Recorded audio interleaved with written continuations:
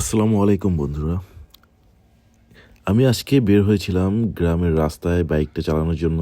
তো আমি বরাবরই সবসময় যখন আমি বাইক নিয়ে বের হই এবং গ্রামের রাস্তায় বাইক চালাই, তখন গ্রামের পরিবেশ দেখার সাথে সাথে আমার বাইক চালাতে খুবই ভালো লাগে। এবং ওভারঅল আমি এমন একটা ফিল পাই যে এখানে স্বর্গ মনে হয়।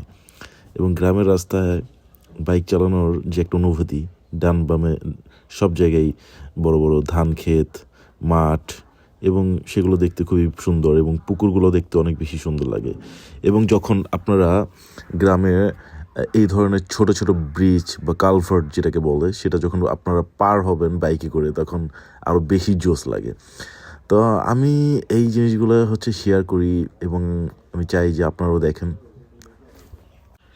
এটা হচ্ছে আমার গ্রামের বাজার এবং এই বাজারের নাম হচ্ছে বাণীবহ বাজার। এবং এই বাজারটি বিশাল বড়।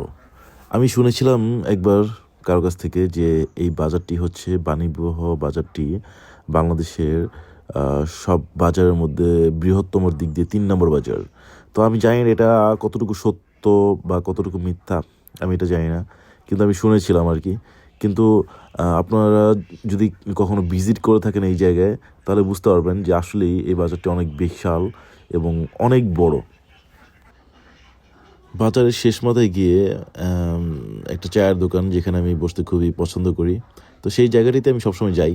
তো এই মুহূর্তে আমি সেই জায়গাতেই গিয়েছি।